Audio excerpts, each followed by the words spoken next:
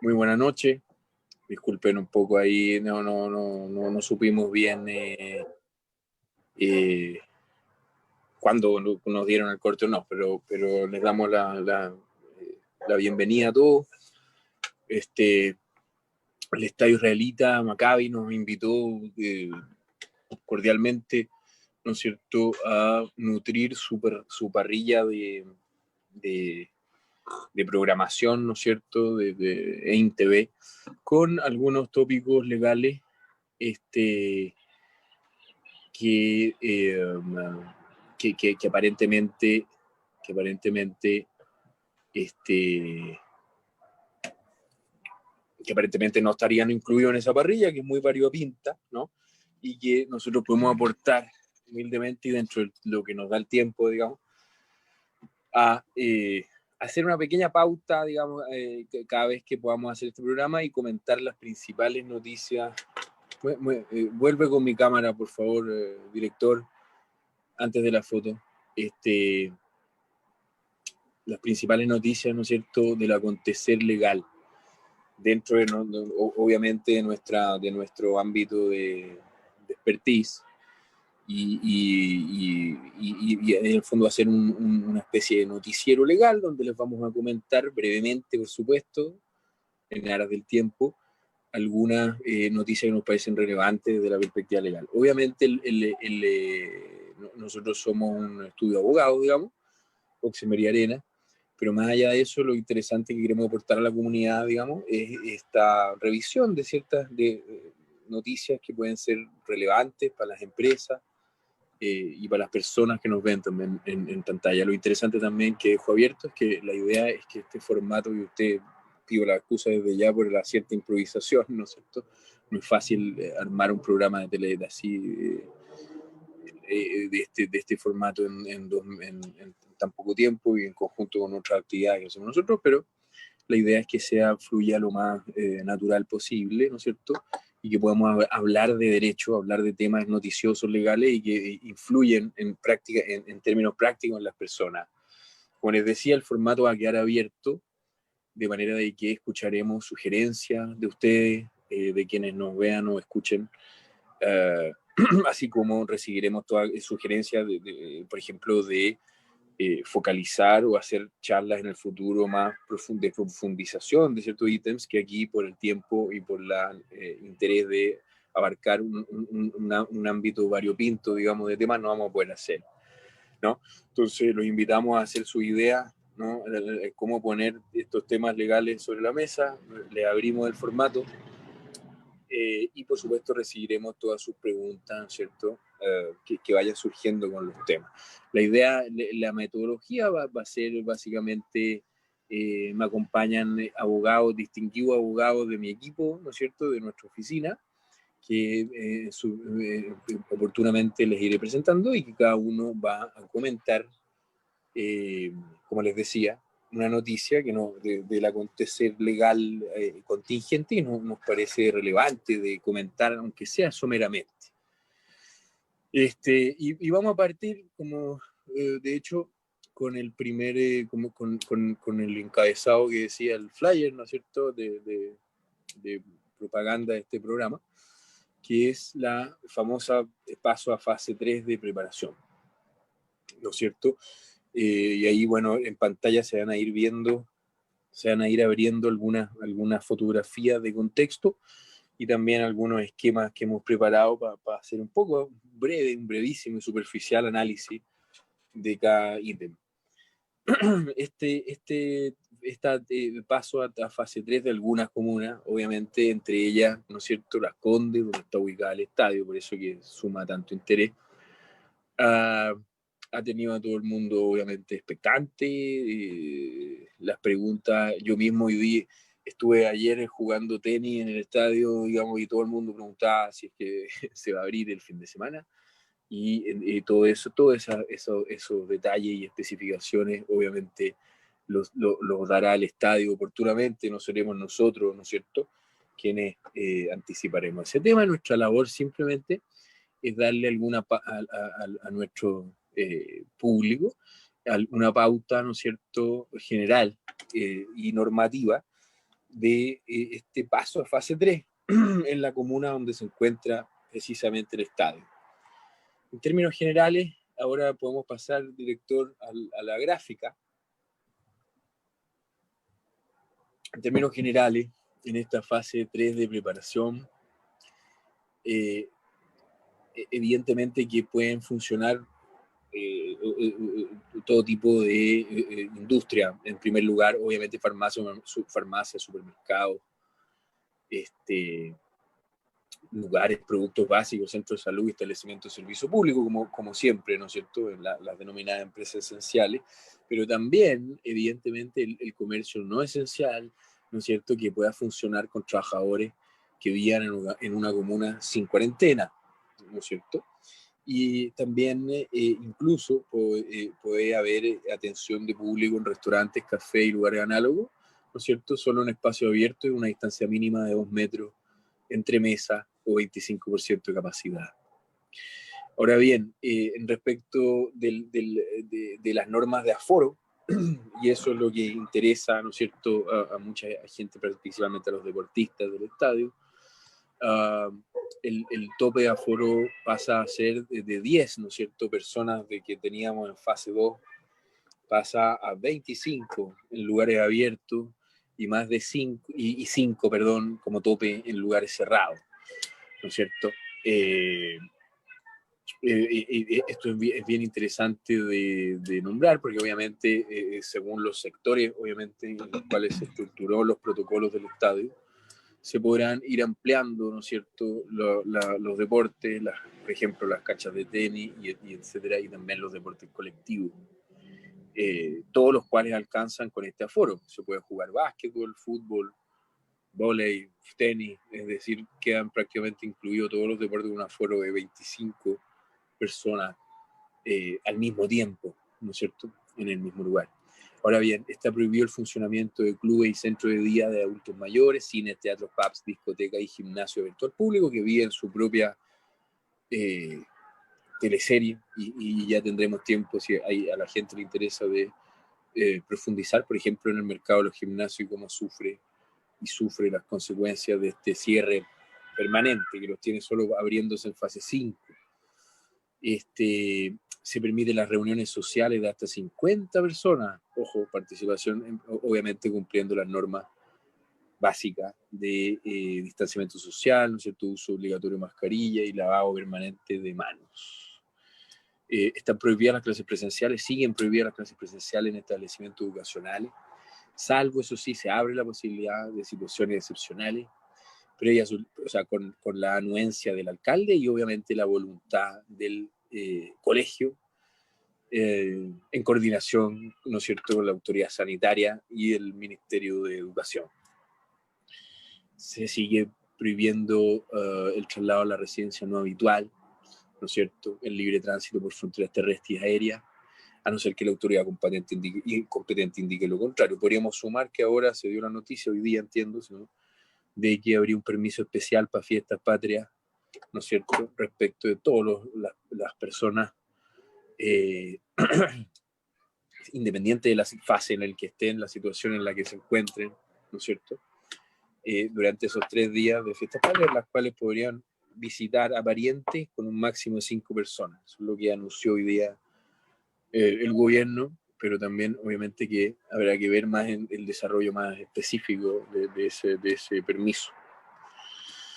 Y bueno, obviamente esta es la regulación general. Imagínense ustedes lo complejo que es hacer la bajada, porque es muy amplia, o sea, una norma de aforo, por ejemplo, 25 personas solamente al mismo tiempo, y no hay mucha más norma, pero obviamente que el estadio, en base a su responsabilidad, previniendo riesgos, ¿no es cierto?, riesgos que pueden ser de múltiples naturalezas, laborales, frente a los socios, etcétera. Ha desarrollado un trabajo espléndido ahí en coordinación con múltiples entidades que obviamente también en un futuro podríamos invitar a Dana para que nos contara el detalle. Y esos protocolos específicos, ¿no es cierto?, están funcionando y oportunamente el estadio los va a ir comunicando. De manera que es una muy buena noticia, puesto que se sigue abriendo la posibilidad. Evidentemente ahora van a poder entrar los niños, están los protocolos también de las federaciones de cada disciplina. Solamente por nombrar brevemente la NFP, ustedes pues, se pueden meter a la página web de la NFP, donde están todos los protocolos del regreso a la actividad futbolística, pero profesional. Y la Federación de Tenis de Chile, que a diferencia de la NFP, se preocupa un poco también de la gente que practica simplemente en forma amateur y no profesional tenis, y también desarrolló un protocolo muy interesante y que obviamente el estadio también ha implementado prácticamente a la letra para, con normas de cuidado, etcétera, y queda pendiente esa pregunta de cuándo van a poder volver los dobles y las clases de escuelas de niños, digamos, el conjunto de niños, y obviamente, según eso no se sabe, y la propia Federación de Tenis todavía insiste que es muy prematuro, aparentemente. Va un poco de la mano con la vuelta a clase, me imagino, presencial, en ese momento, porque podemos juntar a un grupo de niños. Eso es, como para partir, digamos, los fuegos. Ahora le doy la palabra, ¿no es cierto?, a la distinguida abogada Romina, que nos acompaña aquí, con otra noticia de pauta. Dale nomás, Romina. Muchas gracias, Daniel. Saludos a todos. Muchas gracias por acompañarnos en esta revisión de las noticias. Y bueno, a mí me gustaría comentar el retorno laboral de las pymes. En especial, hay una noticia que sacó el Mercurio el 11 de agosto, diciendo específicamente los tópicos que deberían tener las pymes en este retorno laboral, en especial en lo que habló Daniel, respecto de este paso a la fase 3 y la apertura de las comunas. Entonces, en este sentido, esta noticia trata temas muy concretos respecto a los trayectos y el horario, por ejemplo, que tienen que acordar los distintos empleadores y trabajadores respecto a este retorno laboral, además de la organización propia del trabajo y la prevención e higiene que deben tener tanto en el lugar de trabajo como en este trayecto hacia sus lugares de trabajo. Además, rescatar que menciona el uso de los espacios comunes y cómo adoptar los protocolos normales de la empresa en este contexto de COVID, en esta vuelta al trabajo presencial, definitivamente. Entonces, a mí me gustaría recalcar de que la autoridad sanitaria ha implementado el plan paso a paso laboral, en el cual nos da 7 indicaciones que son recomendaciones de la autoridad sanitaria para implementar en todas las empresas, pero sobre todo va a ser implica una complejidad para las pymes, ya que si bien son recomendaciones, son documentos o instrumentos o instancias que deberá contar la empresa en su implementación y demostrar en una posible instancia de fiscalización en este retorno. Entonces, como les decía, son 7 recomendaciones globales que de ahí se van despejando a nivel más micro, pero la primera sería la información, y es que la empresa está obligada a comunicar a los trabajadores todas las actualizaciones en materia de normativa sanitaria que realice la autoridad, y así mantener a sus trabajadores informados y asegurarse el respeto de sus trabajadores respecto a estas indicaciones. Por otra parte, tenemos la organización y acuerdos. ¿Esto qué quiere decir? De que la empresa tiene que modificar sus pautas normales de funcionamiento y llegar a acuerdos con los trabajadores precisamente en el sentido de que se acomode a esta nueva normalidad que ha llamado la autoridad. En cuanto a la socialización y capacitación, que es un tercer punto, se habla respecto de socializar informar y capacitar a los trabajadores respecto de estos temas, de estos nuevos protocolos de seguridad, respecto de estas nuevas normas o adaptaciones de esta misma organización interna que va a tener que tener la empresa. Respecto a la adaptación e implementación, que es un cuarto punto, precisamente estos acuerdos que alcanzaron las empresas con los trabajadores en base a la reorganización interna se van a tener que adaptar e implementar por las empresas, y siempre teniendo en resguardo la salud mental de los trabajadores, que es este quinto punto. Y esto es súper importante porque el retorno laboral conlleva un estrés a los trabajadores que ya viene sumado al estrés laboral. Entonces la autoridad sanitaria quiso hacer énfasis en el cuidado de la salud mental de los trabajadores, y por eso lo pone como punto importante. Un sexto punto sería la colaboración y trazabilidad, que este punto es importante, ya que todos los contagios que se realicen durante el retorno laboral, la empresa es un principal factor de seguimiento de esto y de colaboración a la autoridad sanitaria para hacer este seguimiento al virus COVID. Y por último tenemos la evaluación y la actualización. ¿Esto qué quiere decir? De que todos estos programas, adaptaciones, implementación y todo este esfuerzo que ha hecho la empresa para reinventarse en el retorno laboral, se tiene que evaluar si efectivamente ha dado resultados para una constante adecuación a la realidad, que obviamente va a cambiar de acuerdo a los protocolos que la autoridad sanitaria, el contexto social, el contexto de los mismos trabajadores y de la empresa. Entonces, siempre va a estar en constante evaluación y actualización. Y todo esto en su conjunto suma todo un sistema de seguridad, y nosotros como estudio hemos puesto énfasis en asesorar a las empresas en el cumplimiento de estas medidas para mejorar este retorno laboral. Muchas gracias, Romina. Muy interesante punto. Cabe preguntarse ahí hasta qué punto, en el fondo, particularmente las pymes van a ser capaces, ¿no es cierto?, de adscribirse a tan sofisticado sistema de seguridad y en qué medida la dirección del trabajo va a ponderar ese esfuerzo. Exacto, Daniel. En ese sentido que tú señalas, es súper importante que establecer que si bien son recomendaciones y se ve un sistema bastante robusto y complejo solicitado por la autoridad, es importante que las empresas empiecen a adoptar estas medidas. Absolutamente. Muchas gracias, Romina.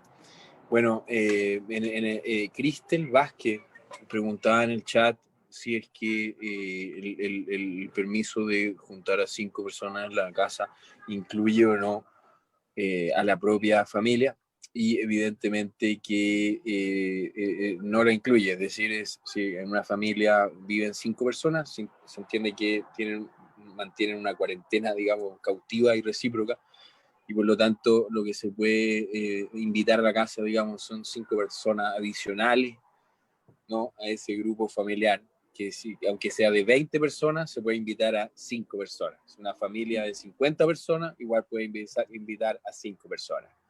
Así que ahí está la pregunta de Cristel Vázquez. Muchas gracias. Bueno, enseguida, ¿no es cierto?, le doy la palabra a nuestra distinguida colega Paula, para que también aborde otro tópico noticioso. Gracias, Daniel. Director, por favor, la imagen. Yo elegí esta noticia porque me pareció bastante interesante. Es relativo al teletrabajo y a las complicaciones que trae aparejada la aplicación, sobre todo en los empleadores. Para contextualizar primero, quisiera hacer hincapié en que la ley de teletrabajo, la ley 21.220, entró en vigencia recién en abril de este año y le dio un plazo de 3 meses a los empleadores para que se pusieran al día, adaptando los contratos y los anexos a esta modalidad.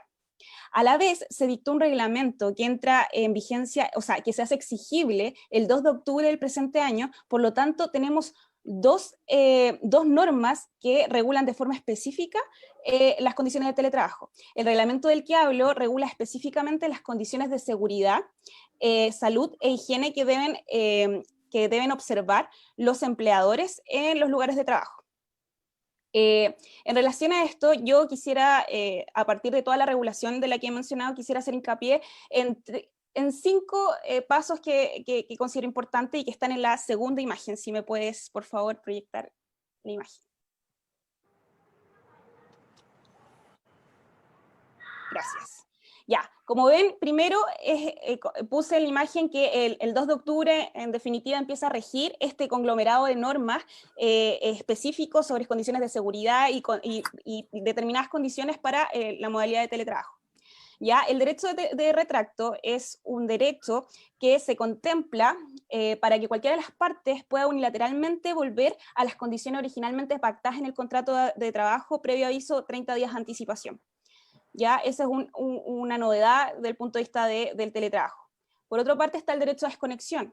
¿Qué quiere decir este derecho de desconexión? Quiere decir que los trabajadores que estén excluidos de la jornada ordinaria de trabajo, es decir, aquellos contratados por el artículo 22, inciso 2, tendrán derecho a que en un periodo de 24 horas tengan derecho al menos a 12 horas continuas de descanso, en la cual no tendrán que responder a los requerimientos ni órdenes del empleador.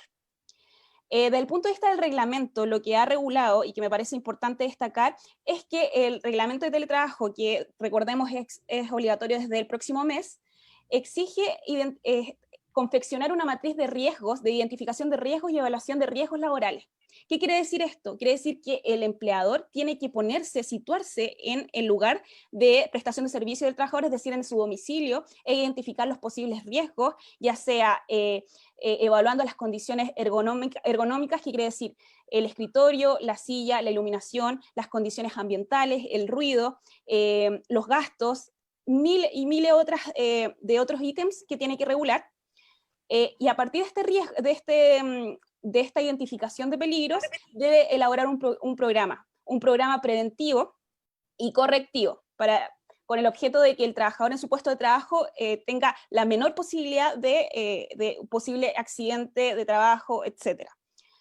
También es muy importante que el empleador se preocupe desde el punto de vista de la sanidad mental, que también mencionaba Romina anteriormente, que también el teletrabajo lo menciona, en el sentido de que como estamos conectados por medios telemáticos, es necesario que no exigir trabajo muy repetitivo, no exigirle al trabajador muchas horas de trabajo, etcétera, en el sentido de que colaborar con su salud mental.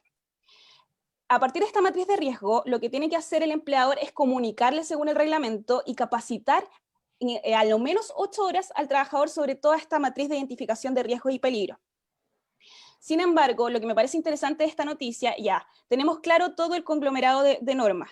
Sin embargo, estas normas, según mi punto de vista, no pueden ser exigibles a los empleadores de forma irrestricta. ¿Por qué? Porque, por un lado, tengo dos argumentos en ese sentido. Por un lado, la pandemia o el contexto de pandemia ha obligado al empleador a adaptar esta modalidad de teletrabajo. Por lo tanto, no está en una situación en la que él, con fruto de voluntad de las partes, haya pactado esta modalidad y por lo tanto pueda haber hecho esta matriz de riesgos de forma preventiva.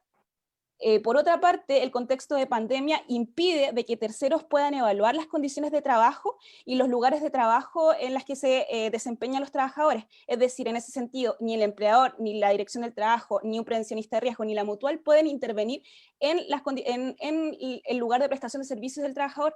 Por lo tanto, finalmente, este conglomerado de normas se vuelve impracticable en la actualidad. Y es por eso que la noticia salía, que me parece súper bueno, que se va a presentar un proyecto de ley por el Ministerio de Economía en que trate de que esta aplicación y este conglomerado de normas se aplique de forma gradual, es decir, paso a paso. De esa forma, lo hacemos llevadero a la práctica y no hacemos que en realidad el empresario finalmente quede atado de manos. Y eso, considero que fue una muy buena noticia. Gracias, Paula. Gracias, Paula.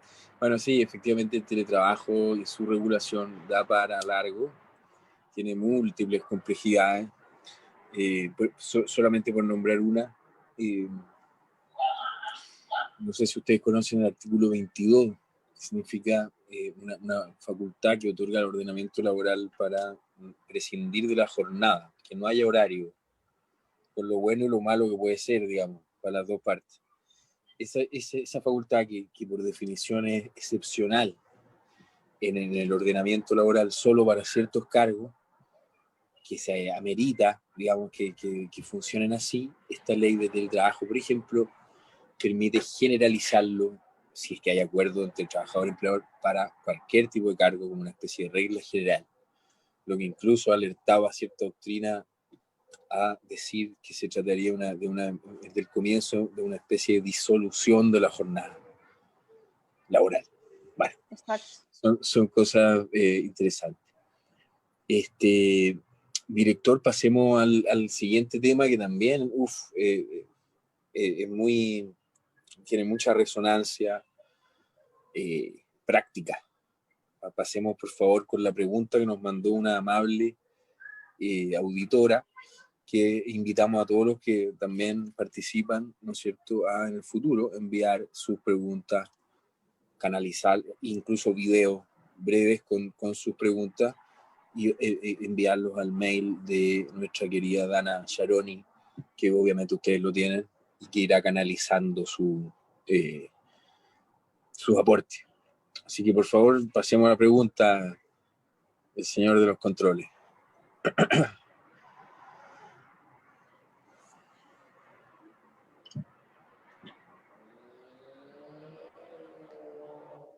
Hola, mi nombre es Hilda. Mira, te cuento mi caso. Nosotros somos una familia que tiene propiedades que tenemos en arriendo. Esos ingresos son la renta principal que percibe mi mamá, que es adulto mayor. Y tengo entendido que por la emergencia sanitaria y la pandemia que estamos viviendo, se congelaron los lanzamientos y las situaciones en que por morosidad de los arrendatarios uno se ve obligado a llevarlos a un juicio para poder sacarlos de la propiedad. Entonces quiero saber qué pasa con los arrendadores, ¿no? Los que tenemos como ingreso principal esas propiedades, en qué situación quedamos, ¿no? Si estamos desprotegidos, si va a haber alguna forma de cobrar, ¿no? O por recuperar las propiedades, porque muchas veces la persona está viviendo sin pagar, entonces uno necesita poder sacarlos para poder seguir recibiendo los ingresos que la familia necesita, ¿no? Ojalá me puedan aclarar en qué está eso, si eso es así y de qué manera nos podemos proteger también los arrendadores. Gracias. Muy amable la auditora que mandó esta interesantísima pregunta. Efectivamente, existe en actual discusión, puede mostrar la noticia, señor director de La Nación, está en actual discusión un proyecto de ley que ha sido recientemente, hace muy poco, aprobado por la Cámara de Diputados. Ahora va a ser discutido en el Senado, que es donde personalmente uno espera que prime algún nivel mayor de cordura, porque se trata de una ley extremadamente disruptiva, o sea que suena bien, digamos, suena bien en términos populistas, para proteger en el fondo a las personas que le puedan quitar su casa, pero finalmente es tan mala la ley que va a terminar produciendo un efecto inverso, digamos, un efecto perjudicial. Bueno, pero antes de hacer una pequeña reseña sobre su crítica, contarles que este proyecto de ley, ¿no es cierto?, consiste básicamente en la suspensión de embargos, lanzamientos y remates públicos, en oposición a las licitaciones privadas, obviamente, que nadie podría obstaculizarlo, pero los remates que todos conocemos de los tribunales, los embargos y los lanzamientos, ojo, se ha enfocado mucho la noticia como si fuera únicamente aplicable a los arriendos. Se habla de la prohibición de lanzamiento en los arriendos y todo, pero es mucho más grave porque no es solo para los arriendos, es para todo. Es decir, es para toda clase de juicios donde surja la aplicación de embargo, remate y lanzamiento. Evidentemente puede ser un juicio especial de arriendo, pero también aplica al juicio ejecutivo general, aplica a los juicios de cumplimiento generales, aplica a los juicios arbitrales, aplica en fondo a cualquier tipo de procedimiento que vaya a culminar o que requiera como garantía un embargo, un remate, un lanzamiento. Y esta suspensión se produciría en un plazo muy amplio, cuyo tope es diciembre de 2021, técnicamente es un año desde que termine, 12 meses, desde que termine el estado de catástrofe.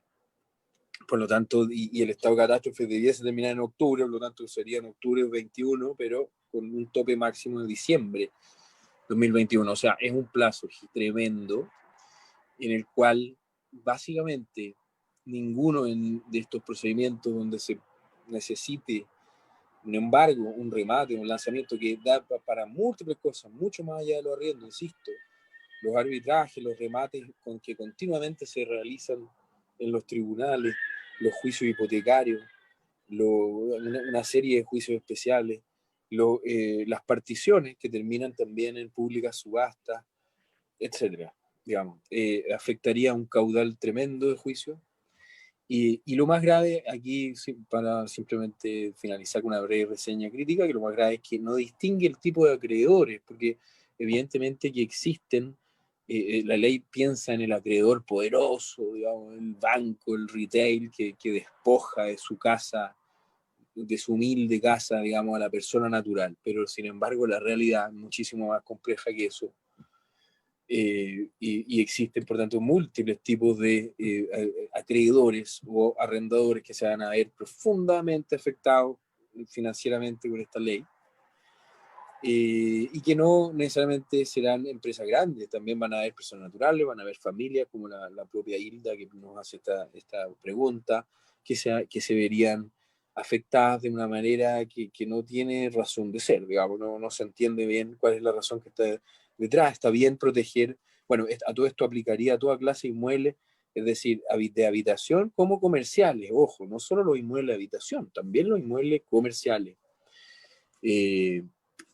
La ley dice expresamente, es decir, suspéndese los embargos, remate o venta en pública subasta de los inmuebles que sean destinados a producir ingresos a sus dueños o poseedores, que sean necesarios para el desarrollo de un oficio o actividad económica. O sea, es un criterio muy amplio, habitación, comercial, incluso ni siquiera, no solo comercial, sino que también ingresos importantes, etcétera, y que va a afectar a muchísima gente, no necesariamente a los más grandes, y por lo tanto se espera del Senado que o rechace lisa y llanamente este proyecto o le introduzca estructurales modificaciones, digamos, como es de esperar. Muy bien, ya cerrando un poco el capítulo de hoy, vamos a hacer un pequeño comentario, ¿no es cierto?, con nuestro abogado Jonathan Cruce, un comentario al cierre sobre una noticia también muy contingente. Muy buenas tardes a todas las personas que a esta hora siguen esta transmisión en vivo. Quisiera comentar una noticia bastante contingente, vamos a compartir pantalla inmediatamente, y que dice relación con el famoso y conocido Cyber Day. La noticia es del día de ayer y señala que el CERNAC ya reporta reclamos por Cyber Day, en comillas, ofertas no tan reales, entre las que lideran las quejas. El comercio electrónico ha venido tomando cada vez mayor importancia y cada vez mayor volumen respecto a las transacciones que se efectúan en el mercado, sobre todo teniendo en cuenta ahora el estado de pandemia. El comercio electrónico ha crecido de una manera espectacular y eso hace que también aumenten las quejas de los consumidores. Esta noticia la vemos repetida todos los años. Las ofertas no son reales. ¿Qué suelen hacer las empresas? Suben los precios, los inflan la semana anterior para después que aparezcan con un mayor descuento del real. Entonces me gustaría brevemente hacer alguna reseña de los derechos que tienen los consumidores al comprar específicamente por Internet. ¿Qué podemos exigir al comprar por Internet? En primer término, el consumidor debe exigir que se le informe el precio, las características relevantes del bien o servicio y las modalidades o plazos de entrega con los costos también que ello tiene asociados. Asimismo, también existen dos derechos principales para el consumidor.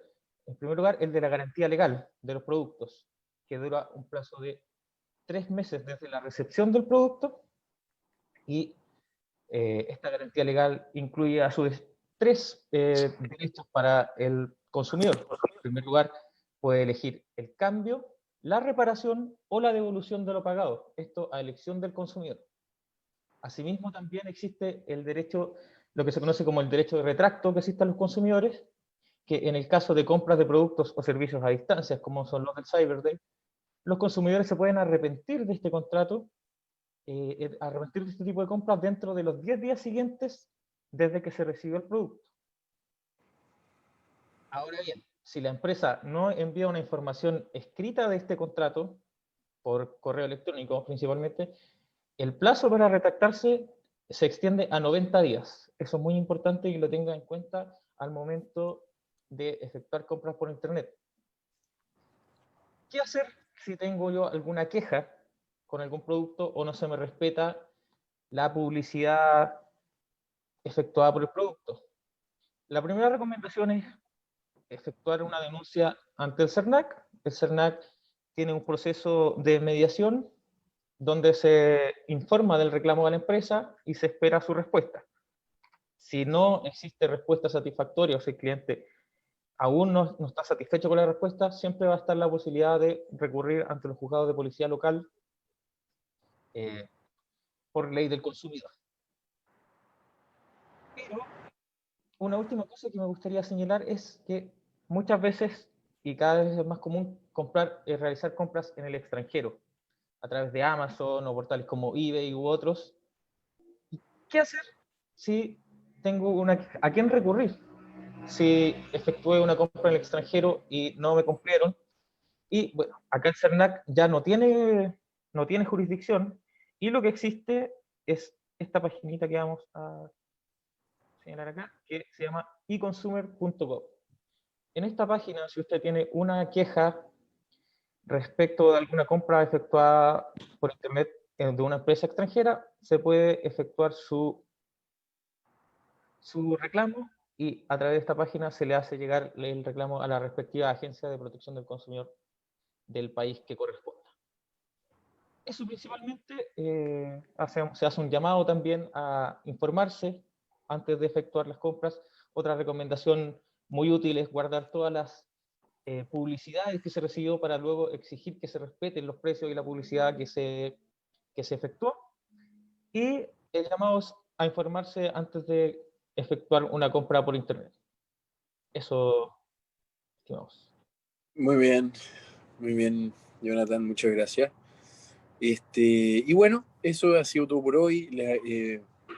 Enfatizar, ¿no es cierto?, la felicitación al estadio, tanto por por la idea de hacer esta televisión, digamos, tan interesante, y también por el esfuerzo tremendo que están haciendo con el retorno.